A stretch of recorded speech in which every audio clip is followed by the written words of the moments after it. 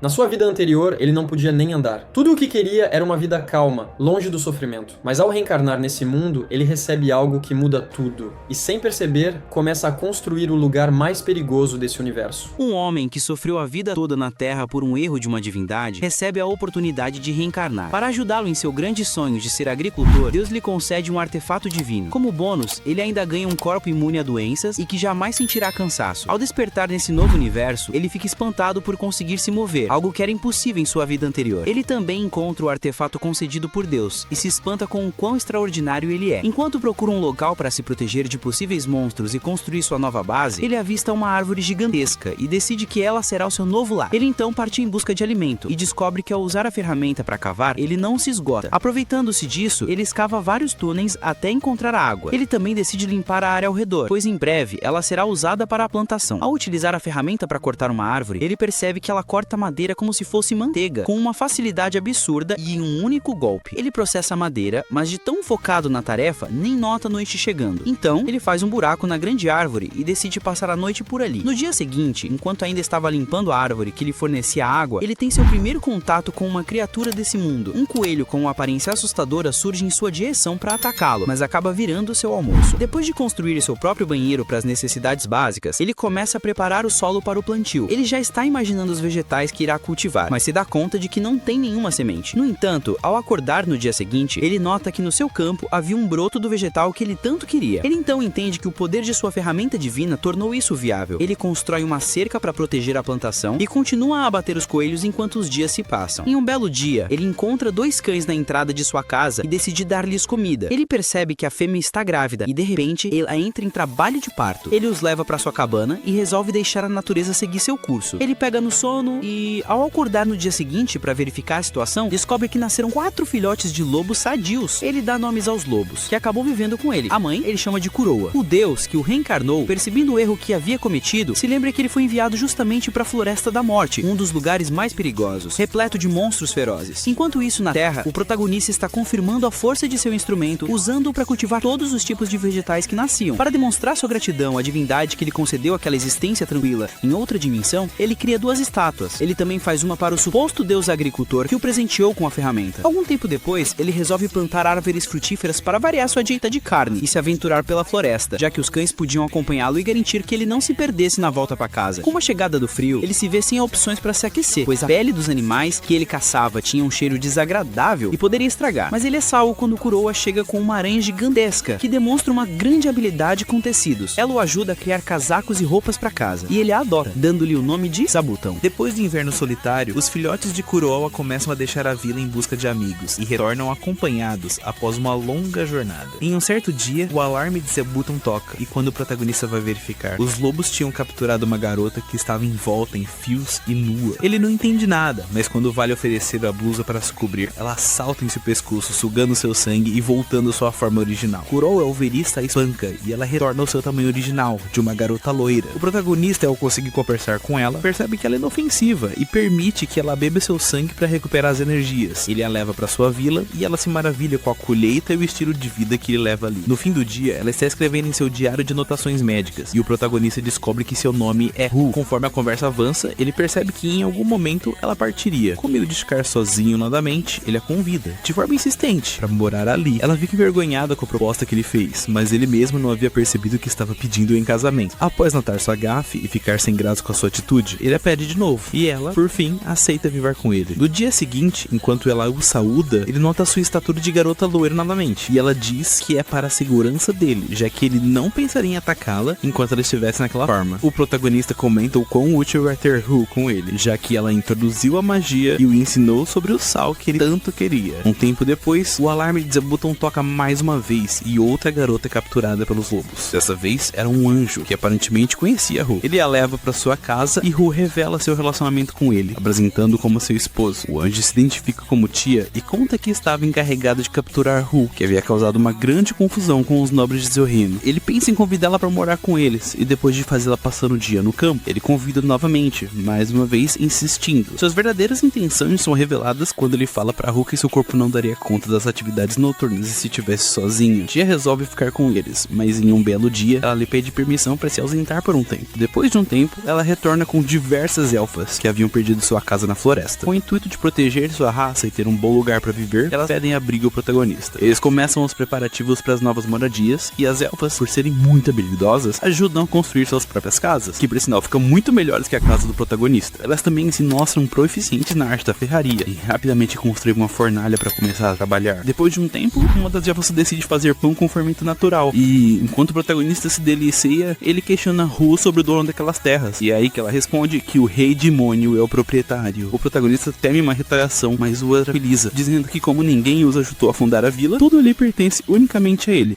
No dia seguinte, o protagonista resolve criar um reservatório de água e um canal para a vila. Muitos peixes acabam parando em suas mãos e ele decide cozinhá-los. Todas ficam desconfiadas no início, mas ao vê-lo se esbaldar com os peixes, acabam comendo também. Ele também monta um arrozal para suas refeições japonesas e uma debulhadora para polir o arroz. Após cozinhar, ele faz onigiri e todas adoram a receita, mas ele acaba não comendo nenhum. Depois de um dia trabalhando no arrozal, ele percebe ser o único que não consegue usar magia para se higienizar. Então, o protagonista cria um banho quente com a ajuda das elfas. Com o problema do acúmulo de resíduos do banho e esgoto, ele tem a ideia de trazer para a vila slimes que ajudariam a lidar com a sujeira. Após o banho ficar pronto, ele tenta explicar como usá-lo, mas elas o forçam a demonstrar na prática. Depois de vê-lo aproveitar a água, elas tiram as roupas e entram junto com ele, que fica tenso e quer sair. Mas Lu e Tia afirmam que ele poderia ficar ali e que seria até melhor que todos tomassem banho juntos. Em seguida, ele entrega os mantimentos para Zabuton, para que ela fique alimentada durante sua hibernação, e ela, por sua vez, tece cobertores novos para ele. Lu e Tia continuam a defumar a carne para o frio. Como os cães precisarão comer, já que não conseguiram caçar tão facilmente, o protagonista cria um armazém de neve para conservar a comida e mantê-la sempre seca. No entanto, o protagonista vê Lu usando magia e decide tentar, mesmo sabendo que não daria em nada. Ele fica curioso pelo fato de não conseguir usá-la, assim como todas as outras garotas conseguem. Ele elogia Lu e Tia, notando quão incrível Tia é por usar magia avançada, criando vários golems. Ele elogia Tia e Lu fica com ciúmes. O protagonista então se sente para baixo por não conseguir usar magia e acaba se menosprezando. Lu, por sua vez, o conforta e o faz ver o quão sensacional ele é por ter conseguido morar naquela floresta por tanto tempo. Pouco tempo depois, o inverno chega e a neve se acumula. Preso em casa, o protagonista apresenta jogos para elas, como o xadrez japonês Shogi e Reverse. Lu acha fácil, mas após ele explicar o ponto de vista que o jogo aborda, ela se interessa e desafia Tia para um duelo para resolver velhas desavenças. A batalha estava claramente perdida para Lu, que tenta trapacear, jogando as peças para o ar, mas Tia repõe as peças na mesa para terminar a partida. E Lu, mais uma vez, por teimosia, joga as peças para não perder, mesmo já tendo sido derrotado. Em outro cômodo, as elfas e os cães jogam, e jogam muito bem, tendo até um vencedor entre eles. Lu, então, resolve desafiar Kuroa para um duelo, mas o protagonista percebe que seria uma má ideia. Então, a cena se concretiza e Kuroa vence Lu. A partida final se inicia. Protagonista versus uma das elfas. E Kuroa. Os cães comunicam as jogadas. Então, quando o protagonista acha que vai vencer, ele é derrotado por Kuroa. Uma derrota esmagadora. Lu e o protagonista ficam deprimidos num canto. Depois disso, o protagonista cria uma pista de boliche para que saiam dos jogos de tabuleiro. Ele arremessa a bola, quase fazendo um strike. Os pinos são personagens. Lu faz uma pergunta complexa ao questionar por que derrubar os pinos. Então, ao chamá-los por nomes de vilões, ela entende melhor o objetivo. No seu segundo arremesso, Lu faz um strike em sua primeira jogada. Os dias passam depressa e a neve logo derrete. Pela manhã, o alarme de invasão toca. Eles olham para o céu e veem a figura de um dragão. O protagonista fica em choque quando Tia por fim reconhece a criatura. Trata-se de um Wyvern. Ele se aproxima da vila e os moradores ficam com medo, se preparando para o combate. O protagonista fica tenso e toma a iniciativa, mas antes que possa fazer algo, o Wyvern solta uma enorme bola de fogo.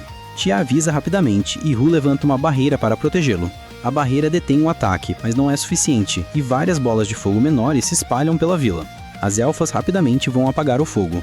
O protagonista pensa em fugir, mas isso parece impossível. Ele então decide invocar o poder para proteger a todos. Sua ferramenta mágica muda de forma, se transformando em uma lança. Ele logo a arremessa. O Wyvern não fica parado e lança um ataque para deter a lança, que parece ser muito poderosa, mas não adianta de nada. A lança mágica atravessa o ataque do lagarto gigante e destrói uma de suas asas. Todos ficam chocados com a cena.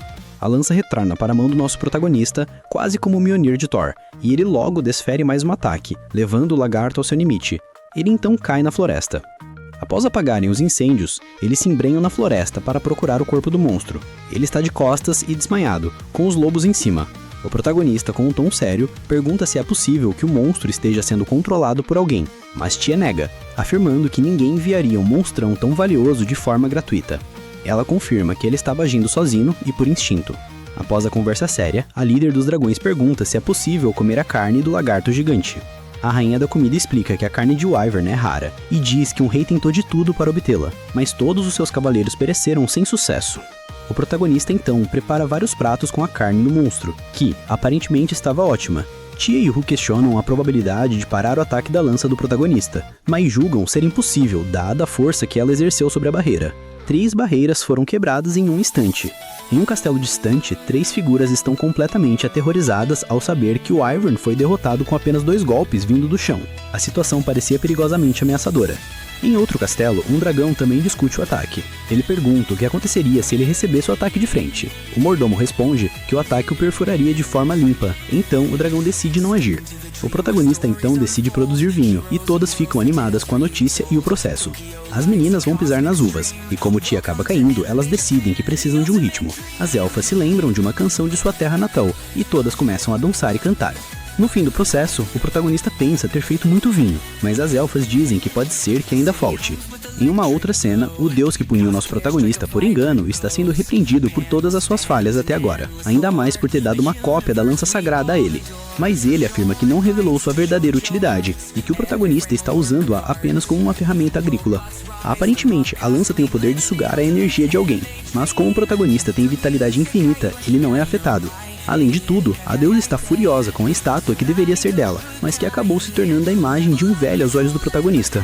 Em outra cena, aparentemente a vila está sob ataque mais uma vez, e outra garota foi encurralada pelos lobos, nua e envolta em teias de Zabton. Ru reconhece a menina e chama ela de Flora, sua irmã. A garota, que estuda sobre tudo, é levada para dentro. Ela fica ainda mais impressionada ao saber que o protagonista é esposa de Ru. Kuruá então a pressiona. Ela se desculpa ao saber da força do protagonista com os lobos e o Ivern. Em outro momento, ele chama Kuruá de lobo infernal, e Kuruá demonstra seus poderes orgulhoso. Ru fica surpresa que o protagonista não sabia disso, mesmo morando com eles por tanto tempo. Na hora do jantar, o protagonista ensina a Flora sobre o processo de fermentação, assim como Ru. Ela também é curiosa e tem uma grande sede por conhecimento. Depois de um tempo, Flora vai embora apressada para fazer a mudança, mas não muito tempo depois, retorna para a vila com várias empregadas. Tia, ao ver o tanto de comunidades e clãs que estão se formando na vila do protagonista, percebe que está ficando sozinha, pois ela é a única elfa. Então ela decide agir, deixando a vila por um tempo, e logo depois trazendo consigo suas subordinadas, algumas anjas e homens lagartos, além de uma galinha como presente. O protagonista percebe que as anjas, apesar de reinadas, não cozinham muito bem, então tenta ensiná-las a cozinhar, mas sem sucesso. As anjas, por sua vez, começam a cuidar da segurança, já que depois do ataque do Ivern, o futuro é incerto. Os homens lagartos se encarregam das tarefas pesadas e do trabalho manual. Logo depois, a líder das aves chega com todas as sobreviventes da floresta. Muitas elfas se juntam à vila do protagonista e ele pergunta sobre os homens, já que todas elas são mulheres. Para então descobrir que nenhum deles tenha sobrevivido ao acidente. Mais uma vez elas reafirmam que vão colocar o plano de repopular seu povo em prática, cercando nosso protagonista com olhares maliciosos. Em uma cena, todos estão reunidos no salão principal, e o protagonista quer inventar um nome para a vila. Depois de algumas opções que foram rejeitadas, Zabuton dá uma sugestão apontando para a porta. O protagonista abre e entende a sugestão de Zabuton. Ele nomeia a vila de Grande Árvore. Eles celebram a nomeação com dança e muito vinho.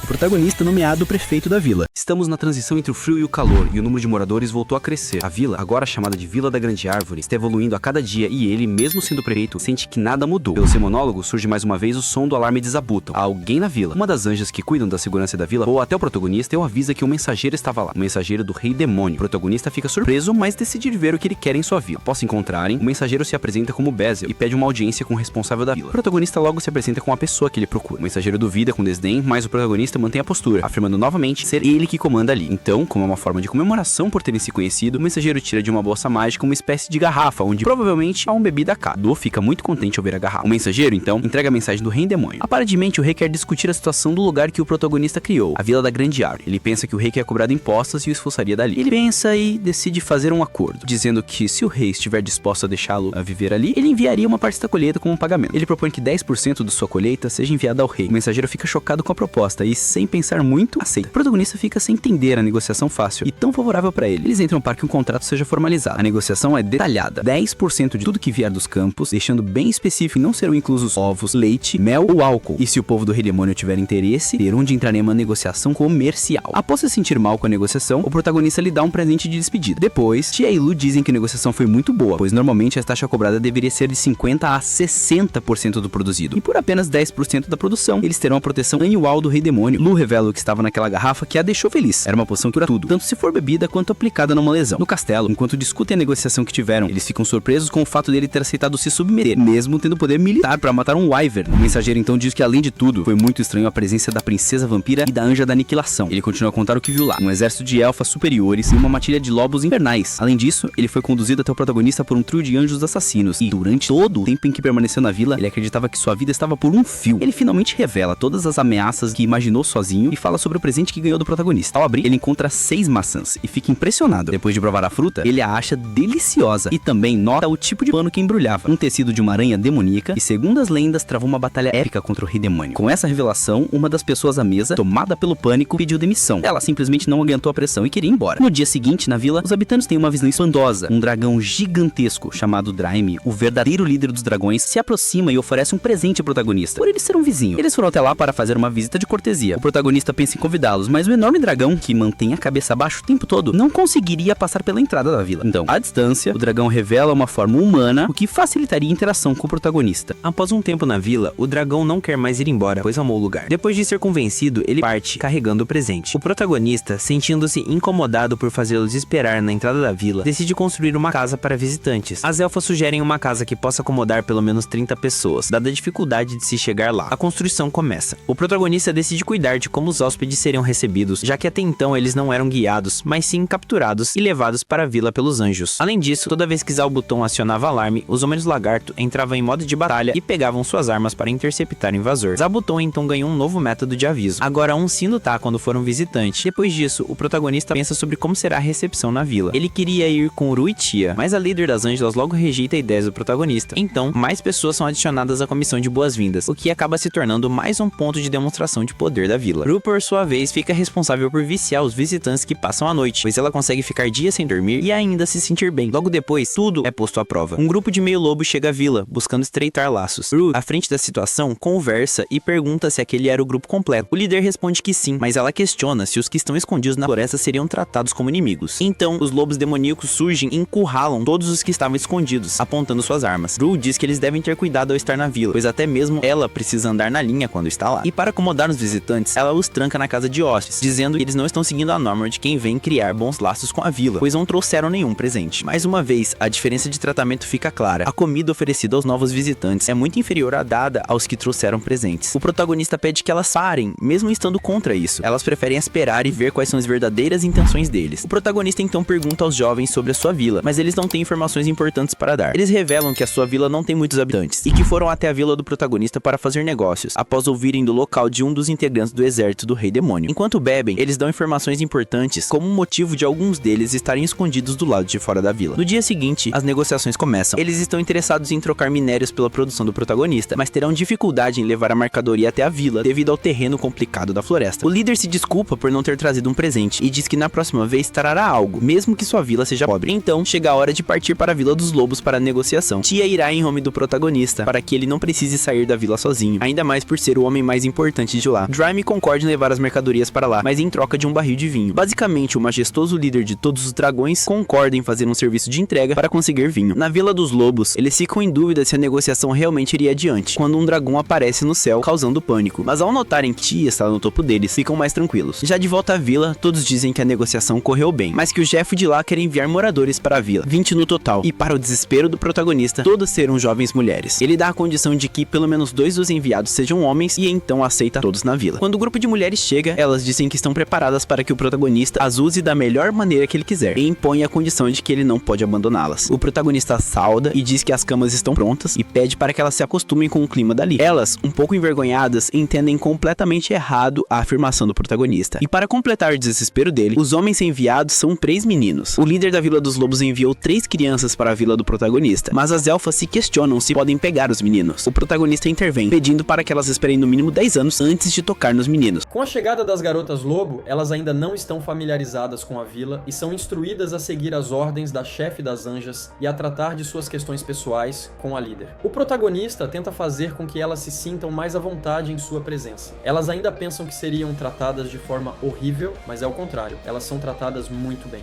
É claro, tirando o fato de que tem desmaiado com bastante frequência, pois sempre que encontram Kurova ou Zabuton, o choque é diferente. O protagonista deseja que elas se acostumem rapidamente. Depois disso, o protagonista está na frente da grande árvore e vê as crianças brincando. Uma delas tropeça enquanto corre e ele testemunha uma demonstração incrível do uso de magia por uma das garotas lobo. Ela usa sua magia para evitar que o garoto se machuque no chão.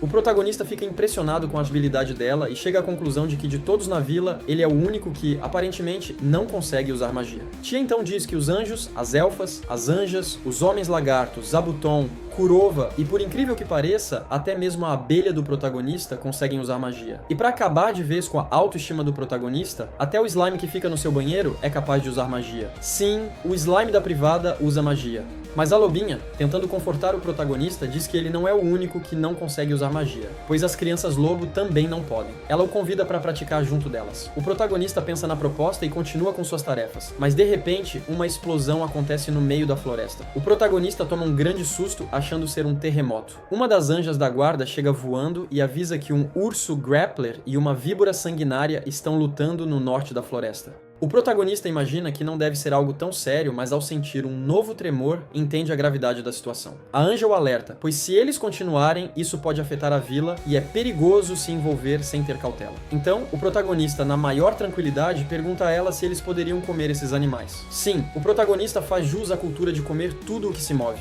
Em seguida, enquanto é levado até o local, ele diz que já ouviu falar que caçadores que comem carne de urso sempre tiveram curiosidade. Chegando lá, ele encontra um urso enorme e uma cobra semelhante a uma naja, igualmente grande. A anja quer fugir para pedir ajuda, mas o protagonista pede apenas para que ela o solte ali. Então, ela dá um mergulho com ele que desfere um único golpe, fazendo com que os monstros sejam derrotados. As anjas ficam impressionadas com o fato de que ele derrubou os monstros com um golpe e afirmam que seria impossível para elas. Após levar os dois animais para a vila, eles começam a planejar o preparo para consumo. O protagonista joga os dois em uma panela grande, adiciona vinho e coloca para ferver. As elfas quase enlouquecem, pois ele estava desperdiçando seu precioso vinho, mas ele explica que isso é comum na culinária. Ele então finaliza o prato, urso grappler assado no vinho. Ru e Tia estão preocupadas enquanto o protagonista come, não com o sabor, mas com o vinho dela sendo esbanjado. Em seguida, chega a hora de provar a víbora sanguinária que virou bolinhos à milanesa. Ao provar, todos dizem que tem gosto de frango e que é excelente. E com isso, o protagonista diz que ainda falta algo para que esse prato fique completo. Ele então visita a Flora, pedindo que ela faça um agente bacteriano para uma nova receita. Ele quer um medicamento que possa matar micro-organismos nocivos. Ele explica do que se trata o termo, e ela encontra um remédio que se encaixa, mas oferece um que pode explodir qualquer coisa. Ele então pede algo um pouco mais leve. Depois, ele pergunta sobre a produção de miso que ela estava testando, mas as coisas não estavam indo bem. Não importava quanto tempo ele esperava, a fermentação não começava. Ela afirma que teve que construir a cabana 3 vezes, mas isso é algo que, com certeza, não deveria estar acontecendo. O protagonista promete tentar novamente com ela e ela pede que seja um segredo. Então o protagonista, depois de pegar o material, começa a receita, batendo os ovos, e ensina o passo a passo para a Flora. Por fim, ele consegue fazer a maionese que faltava na cobra fria. Em seguida, ele começa a fazer o miso, e Flora o observa, anotando tudo o que ele fala. Ele transforma a ferramenta maravilhosa em um molde de arroz enquanto bate na massa, desejando que a fermentação seja perfeita. Ele então mistura o arroz com o sal e forma pequenas bolinhas. Depois, embala-as em um barril e deixa envelhecer na adega.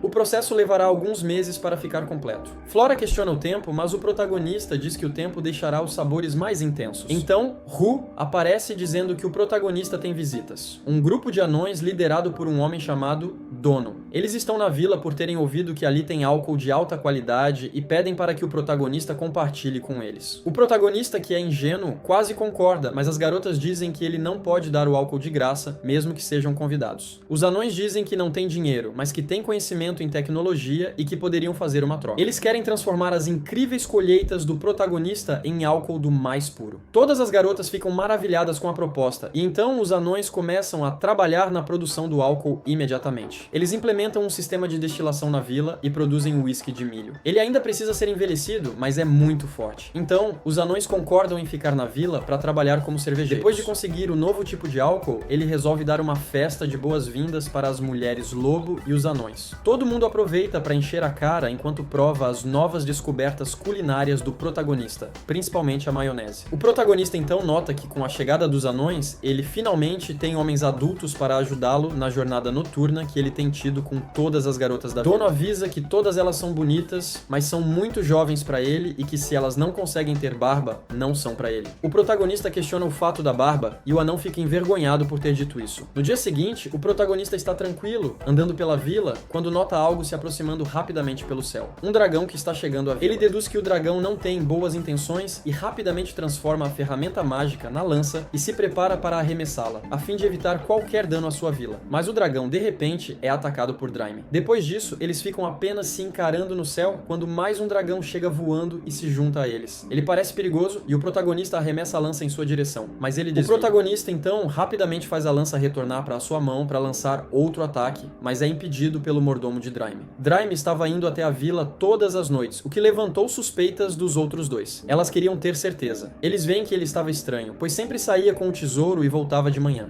Elas se sentem aliviadas, achando que tinham descoberto tudo, mas ele diz que jamais teria coragem de traí-las. Ele então se desculpa por quase incendiar a vila, pensando que o pai estava tendo um caso ali, e a mãe por querer destruir o homem que estava apontando uma lança para sua filha. Mas elas ainda repreendem Draime por sair de fininho para beber. Depois que eles se acertam, o protagonista se despede. Bezel então conversa sobre o que Draime estava fazendo ali. Eles dizem que a vila pode não ter muitas pessoas, mas o poder de batalha é enorme. Eles comentam sobre o fato de a mãe de Draime não conseguir parar o ataque do protagonista, sendo obrigada a desviar. E ela confessa que até desviar foi difícil e que só foi possível com a ajuda de Zabuton. Zabuton realmente carrega esse anime nas costas. Ela é uma velha amiga da dragoa. Se por acaso ela não tivesse sido puxada na direção do ataque, não estaria mais ali. A mãe então pede para que Les more na vila por um tempo. Ela diz para a menina garantir que tal chamado retorne ao controle dos dragões e diz que sente que será o melhor caminho para Les também. O protagonista, como sempre, aceita mais uma garota. Então ela é colocada para trabalhar, mas sua força se mostra um grande problema, e o menor espirro se torna uma enorme explosão. O protagonista não sabe o que fazer, já que foi um pedido de Draime para dar tarefas a ela. Além disso,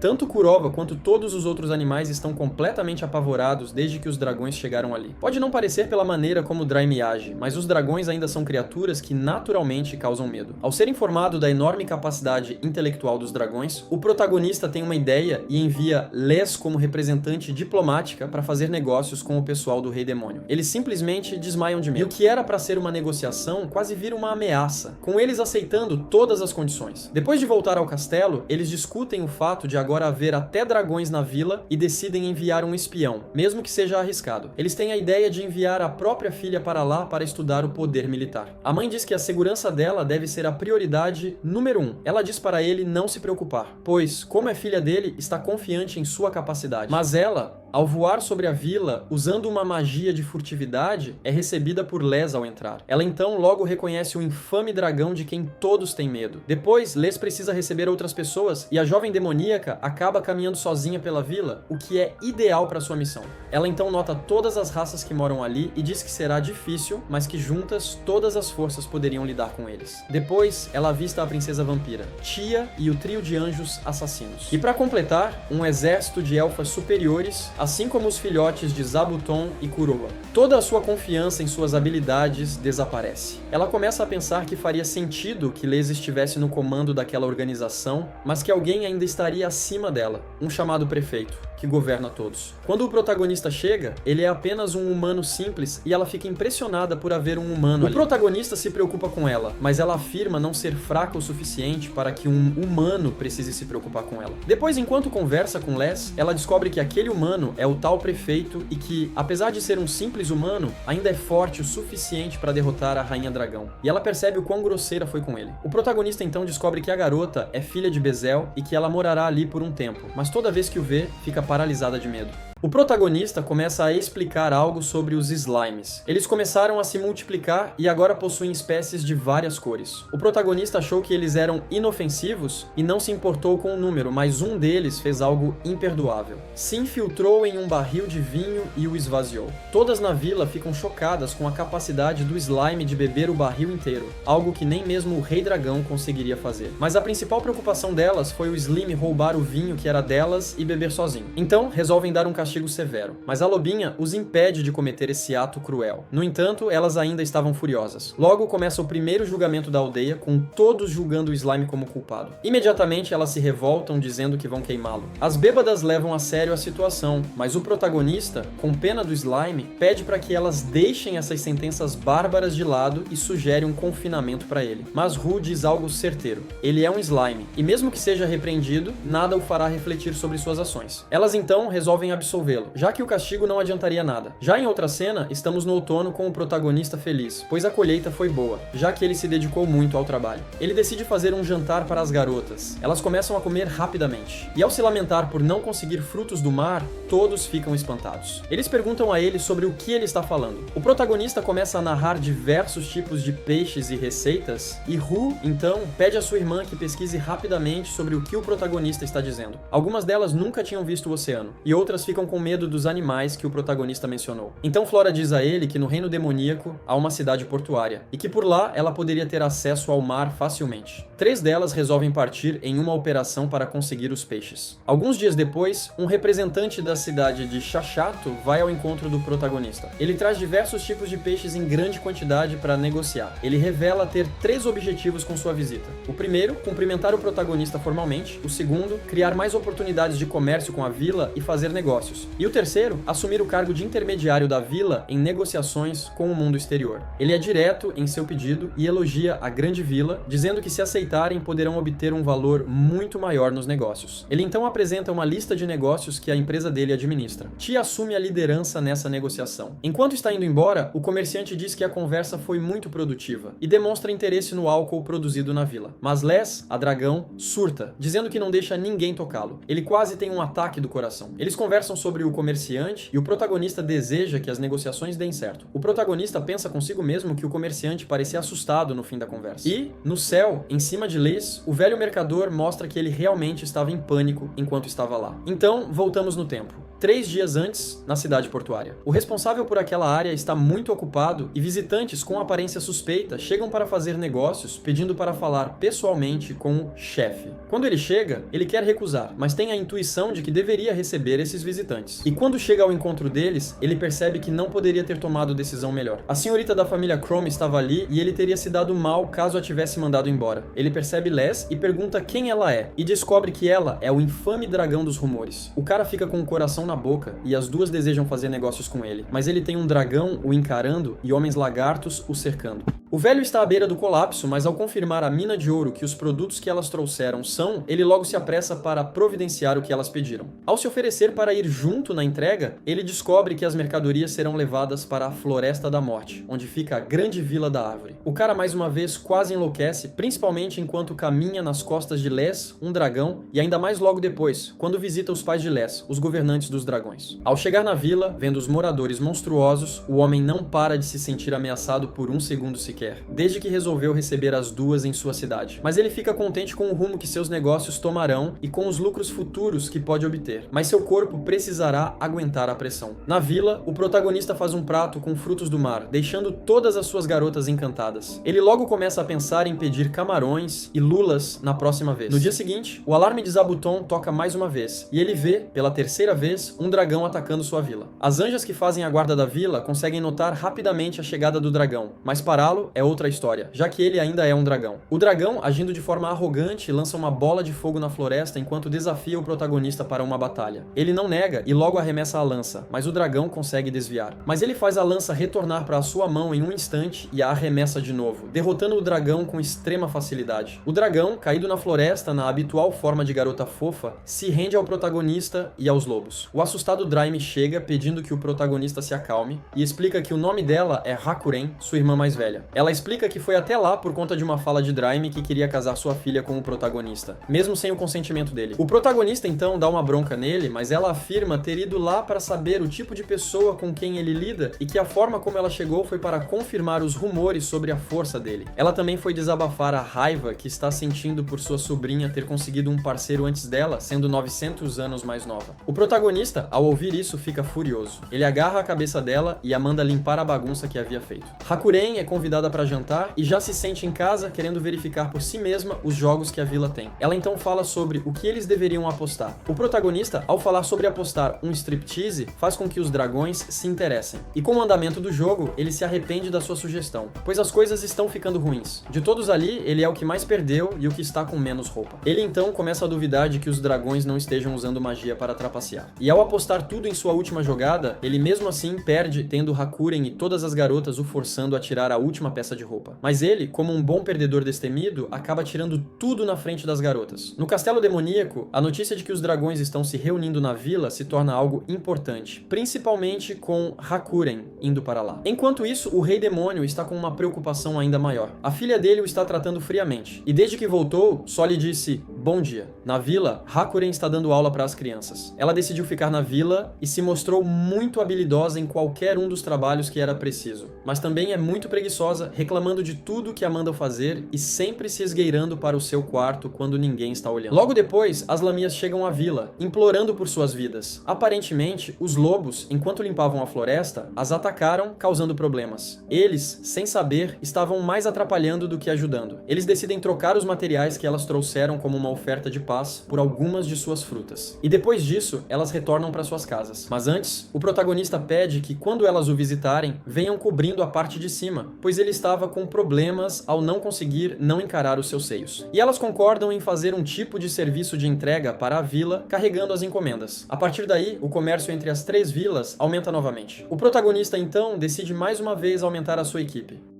No castelo, 3 garotas estão falando com a princesa demoníaca e dizem que a vila está acumulando poder para um golpe. Quando a princesa decide derrotar a vila e salvar Flora, elas pensam que Flora está sendo mantida como refém. Mas em uma outra cena, Flora é mostrada tranquilamente fazendo o seu trabalho e nisso seu pai aparece por meio de um portal para conversar com ela. Ela diz que está ocupada, pois foi encarregada da contabilidade da vila. Seu pai então resolve ir direto ao ponto e revela que a princesa está reunindo poder militar para preparar um ataque. Ela fica chocada e pergunta por que a princesa, que é tão gentil, faria isso. Bezel revela que enquanto Flora estava fora, pessoas fizeram lavagem cerebral na princesa e agora ela está tomando decisões erradas. 3 nobres de famílias importantes estão a manipulando e ainda por cima, as 3 têm uma fama muito grande de serem o trio de idiotas politicamente poderosas. Para o desespero de Flora, seu pai revela que o objetivo das 4 é atacar a vila. Ela reclama que, mesmo com tantos relatórios dizendo o quão forte aquela vila é, elas ainda querem atacar. Mas seu pai diz que os relatórios eram tão ridículos que as garotas acharam que era mentira. E ele havia pedido ao rei demônio para intervir, mas o rei é muito bondoso com sua filha para isso. Ele termina dizendo que as tropas que a princesa mobilizou somam 300 homens e que eles iriam para a vila no dia seguinte. Mas com um plano para conter a loucura delas, ele pede para Flora selecionar apenas alguns moradores da vila para conter o ataque de forma rápida e fácil. No entanto, Flora diz que precisa pensar com cuidado, pois alguns moradores dali poderiam acabar com o reino dos demônios inteiro. No dia da invasão, 3 mulheres lagarto estão parando o exército demoníaco. Elas, com a maior facilidade do mundo, os detêm e aterrorizam os 3 nobres. Tudo isso em troca de 10 caixas de maçã. E depois disso, mais uma vez, o nosso protagonista se encontra com um grupo de mulheres à sua frente que querem entrar para a vila. Enquanto Flora as apresenta, ela diz que elas mudaram seus corações e agora estão prontas para trabalhar como se suas vidas dependessem disso. E o protagonista nota o desespero em seus olhos. Mas Flora afirma que as conhece e que elas trabalharam na contabilidade com ela. E diz que se elas fizerem algo errado, não hesitará em descartá-las. Então, ao notar uma garota sentada em um trono, o protagonista pergunta sobre ela, mas Flora diz que ela está ali somente para observar e que seu nome é Yuri, e que pode dizer que ela está ali para observar o estilo de vida de Flora. É dito que as 3 mulheres, após terem se envolvido, foram trabalhar e eles partem para dar uma olhada na vila. Eles começam olhando as uvas e Yuri se espanta com o fato de elas fazerem algo com isso, assim como também fica surpresa com o arroz crescendo debaixo da água e com um moinho de água que não se move com magia, mas apenas com o poder da correnteza. Enquanto elas olham o moinho, as crianças lobo se aproximam curiosas e Yuri começa a fazer carinho em um deles. Na plantação de maçãs, uma das elfas está trabalhando quando nota as visitantes e lhes dá algumas maçãs para provarem. Yuri, depois de comer, começa a sonhar em transformar a vila em sua maior fonte de dinheiro, fazendo com que Flora tenha vontade de matá-la. Depois disso, elas vão conhecer Les, a princesa, que ao cumprimentá-la é totalmente rude, dizendo que ela é pequena até para alguém da raça dos dragões. E as três patetas, enquanto isso, falam sobre se tornarem uma piada no reino dos demônios por estarem ali no meio do nada e planejam uma fuga dali. À noite, elas colocam o plano em ação e, usando sua grande falta de habilidade de furtividade, tentam fugir correndo, mas são paradas pelos filhotes de Kurova, o que as faz desmaiar de medo. No dia seguinte, em outra tentativa de fuga, elas são novamente paradas, mas dessa vez pelos filhotes de Zabuton, que as faz desmaiar de medo. E após desistirem da ideia, as mulheres voltam a trabalhar.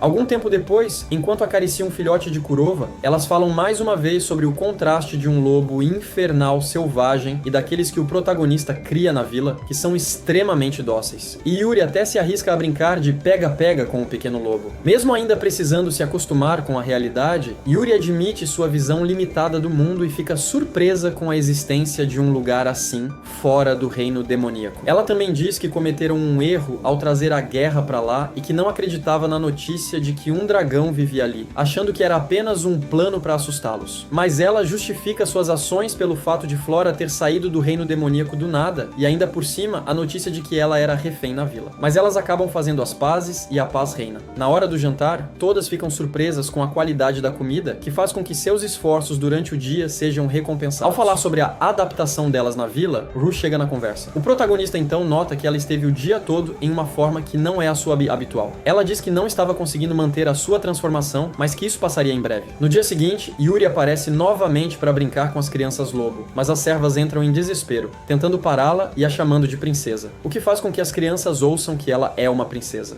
Mas elas rapidamente corrigem a gafe, pressionadas por Flora. E depois que a princesa diz que quer trabalhar nos campos, ela arrasta as três nobres e os lobinhos se oferecem para ensiná-las. Então chega o dia em que elas deixariam a vila. Os lobinhos vão se despedir delas, tristes, mas ela diz que em breve voltará para visitá-los novamente. Yuri recebe de presente uma cesta de comida que foi feita com o trigo que elas haviam colhido durante sua aventura na plantação. Ela se questiona por que as três nobres não voltariam para casa junto dela, mas as três, enquanto comem, falam de forma nada convincente que ainda tem coisas para fazer na vila. No castelo do Rei Demônio, o rei está preocupado com o comportamento da sua filha, que desde que voltou parece diferente e sem tempo para seu pai. Bezel, tentando ser compreensivo, diz ao rei que as filhas costumam se tornar adultas antes que os pais notem, mas o rei entende de uma forma totalmente diferente e interpreta que ela arrumou um homem. Ele fica furioso e promete acabar com ele pessoalmente. E depois de um tempo que a princesa partiu, as mulheres começam a colheita, que dessa vez rendeu uma quantidade enorme que nem mesmo o depósito pode conter. E com essa sobra, Les e Hakuren sugerem que parte seja enviada para os pais delas. O protagonista então pergunta sobre os pais de Hakuren,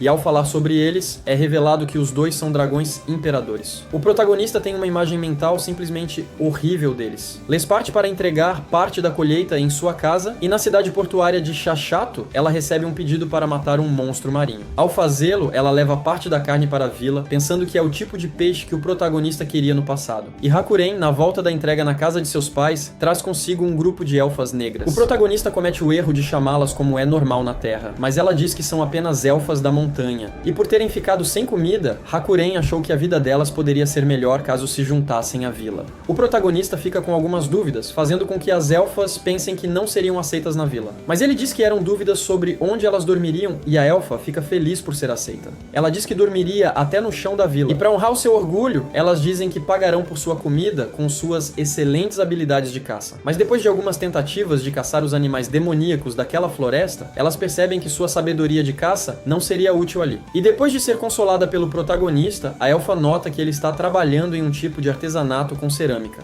Mas aparentemente suas habilidades com isso são nulas, fazendo com que o vaso fique em pedaços. E, ao vê-lo com dificuldade, ela se prontifica a ajudá-lo, usando sua maestria como uma elfa da floresta. E também diz que, enquanto não precisar lutar, tudo ficará bem. Ela consegue fazer com sucesso jarros de argila, ficando muito orgulhosa por finalmente ter sido útil. Um dia depois, elas encontram outra masmorra, diferente daquela onde as mulheres lagarto vivem, e decidem explorar com um grupo de lobos e homens lagarto. o protagonista pede para que elas não façam nada muito drástico. Enquanto elas estão na exploração, ele finalmente conclui a casa de banho dos homens da vila. Os anões e os homens lagartos agora podem tomar banho tranquilamente, mas no fim, quem mais a usa é o protagonista e os lobinhos, que ficam muito contentes com a água. Enquanto isso, lá fora, as 3 nobres são paradas por Flora enquanto tentavam se esgueirar para dentro da casa de banho do protagonista. Aparentemente, elas queriam se unir à elite da vila usando outros meios. Nos dias seguintes, quando o grupo de exploração retorna da masmorra, elas pedem para o protagonista montar um grupo de extermínio para ir lá. Elas acharam uma víbora de sangue e querem a carne dela a todo custo. Elas dizem que a única maneira de o seu clã continuar existindo é com a carne da cobra, que ajuda no aumento da vitalidade e na relação de homem e mulher. Enquanto a elfa também fantasia com os filhos do protagonista, ele sente o perigo e tenta fugir. Depois, com o fim do outono e a chegada do inverno, vemos uma cena fora do comum. Aparentemente, Ru não está se sentindo bem e está de cama. Ela está com enjoos e um pouco de febre.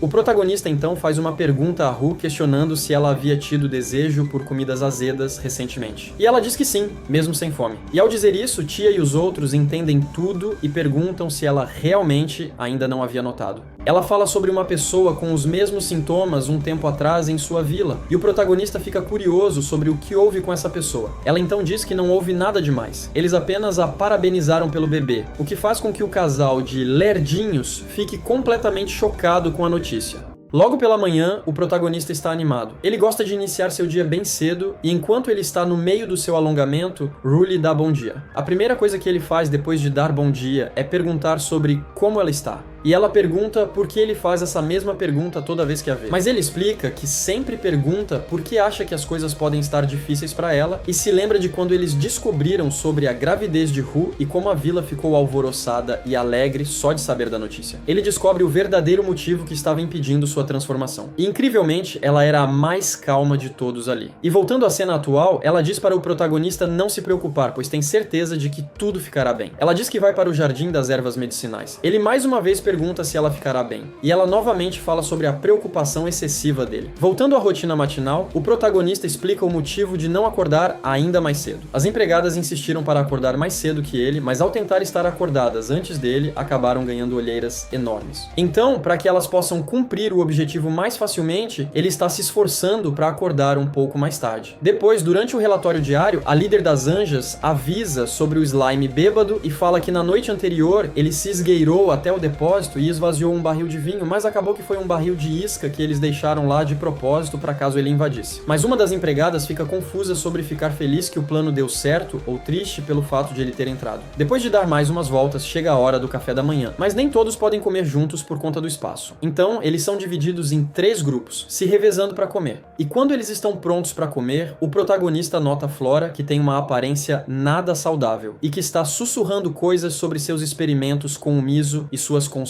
falhas. Na segunda rodada do café da manhã estão as mulheres lagarto, e na terceira rodada, os que não puderam comparecer em nenhuma das anteriores. Mas mesmo assim, Rakuren às vezes não chega nem para o terceiro grupo. Depois, uma das anjas da guarda chega para um relatório sobre os coelhos assassinos e como Kurova e os filhotes brilharam na luta contra eles. Depois disso, o protagonista elogia a atitude das anjas, que normalmente são focadas no trabalho, mas no tempo de folga são preguiçosas e indisciplinadas, saindo de seus postos apenas para pegar comida na casa principal e fazendo os homens lagartos lavarem suas roupas e cuidarem de outras limpezas. Mas de toda forma, elas compensam trabalhando duro e cuidando da vila. Após um tempo, o protagonista está cuidando dos campos e enquanto cuida das verduras, nota algumas pragas que existem naquele mundo, mas não se parecem nada com as encontradas no Japão. No entanto, elas não são tão problemáticas. Mesmo se alojando nas plantas e comendo suas folhas, os filhotes de Zabuton conseguem cuidar delas, e os que sobram, ele consegue eliminar usando sua maravilhosa ferramenta no modo de regador. Na hora do café da tarde, o protagonista come com as chefes das famílias, as lobas, as elfas e Tia,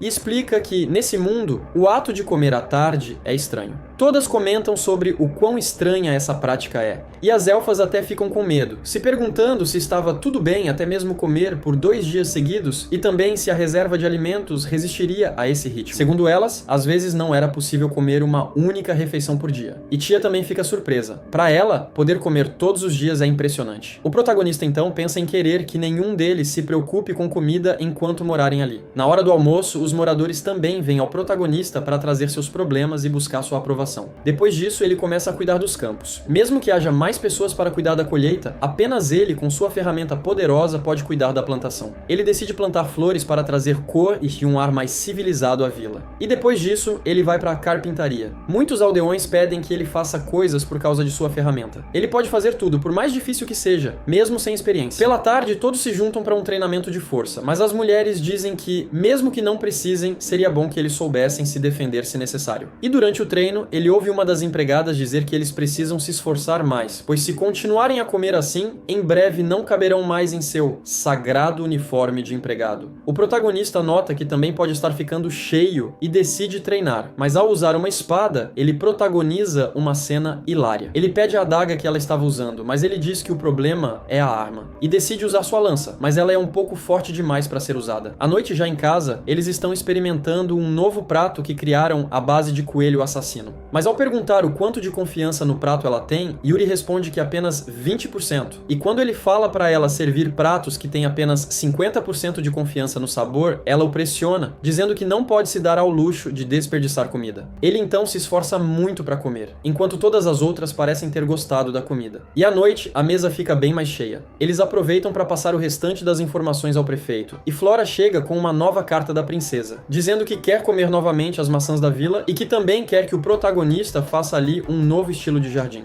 Depois disso, o protagonista aproveita seu tempo na casa de banho, já que agora não precisa mais dividi-la com as garotas, o que o deixa bem mais tranquilo. Depois do banho, ele se sente a princípio preocupado. As servas estão o seguindo para dentro do seu quarto. Ele finge estar dormindo, fazendo com que ela se revele, mas mesmo com essas loucuras, ele agradece a Deus por tê-lo enviado para esse mundo e por sua vida incrível. No dia seguinte, o protagonista está falando sobre os anões e como eles gostam de fazer o álcool que tanto amam, e fala sobre eles estarem bêbados o tempo todo, mas é repreendido por Ru, que diz que não há como fazer um bom álcool estando bêbado. Ele também lhe explica o que fazem com o licor que deu errado. Eles reaproveitam tudo e tentam fazer uma nova leva, melhor. Além disso, ainda pedem que ele aumente o campo de uva em 3 vezes, pois querem aumentar sua produção. Enquanto ele planejava aumentar a plantação, Senda vem correndo atrás dele. Ela está falando sobre um homem parado na estátua de Deus que o protagonista fez. Esse homem estranho está adorando a estátua que ele fez. E além disso, adentrou a vila sem que nem as anjas nem Zabuton pudessem percebê-lo. Mas Ru chega na cena e o reconhece, chamando-o de bisavô. Em uma outra cena, os 4 estão conversando. Aparentemente, eles são uma família. Ele soube que Ru estava grávida, pensou que havia um engano e resolveu visitar a vila. Mas agora que está lá, ele nota que não há engano nenhum, pois o vampiro normalmente continua sua linhagem por um pacto de sangue. Mas incrivelmente, Ru conseguiu engravidar. E nisso, o protagonista pergunta sobre o que aquilo quer dizer quando ela o chama de bisavô. Ela diz que ele poderia ser chamado pelo termo de avô, e o protagonista fica surpreso quando ele então diz que atualmente tem mais de 1000 anos, pois esqueceu o número exato. Ele, mesmo sendo tão velho, aparenta ser um jovem normal e diz que o truque para se viver tanto é de tempos em tempos apagar suas memórias. Ele diz que mantém seu nome e o clã ao qual pertence faz todo o resto desaparecer. O protagonista diz que soa um pouco assustador, mas Ru diz que com o tempo ele se acostumou e que faz 200 anos desde a última vez que ele apagou suas memórias. Depois disso, ele pede desculpas por entrar na vila sem avisar e diz que iria apenas observar e ir embora, mas foi atraído por uma certa presença, a estátua de Deus embaixo da grande árvore. O protagonista pergunta se o bisavô já havia conhecido Deus. Ele diz que apenas uma vez antes de ele nascer e que esse Deus lhe deu um corpo um pouco anormal, que no caso seria o de um vampiro, e que por conta disso ele havia passado por muitas coisas. Mas ele não se lembra, já que apagou suas memórias, e diz que mesmo se esforçando, nunca conseguiu se lembrar das feições de Deus para recriar algo tão perfeito como a estátua. E começa a falar de um modo altamente sugestivo, onde o protagonista nota que ele também queria uma estátua dessas para si. Então, o protagonista, com pena, fala que faria uma para ele e após terminar ele vê o vampiro já prostrado perante ela. No final de tudo, o bisavô quer dar algo em troca para o protagonista, mas ele, obviamente, não aceita por achar errado vender Deus. E o bisavô então agradece por tudo e pede que ele cuide de Flora e Ru. Após ele ir embora, elas falam para o protagonista o quanto o bisavô é importante. E em uma outra cena, ele aparece em uma igreja, sendo tratado com muito respeito por uma das autoridades de lá. Ele quer consagrar a estátua do protagonista no templo e pede para que a coloque no melhor lugar dali, mas o padre questiona se seria possível, e o bisavô tem a palavra final, dizendo que pode e ponto. O bisavô diz que não quer atrapalhar a vida calma que o protagonista leva na vila, mas diz que não há problema em apoiá-lo por trás das cenas e pede para que todos os templos sejam respeitosos com a Vila da Árvore. E na vila, Ru começa a tocar um piano. Piano esse que o bisavô deixou na vila como presente de gravidez para Ru.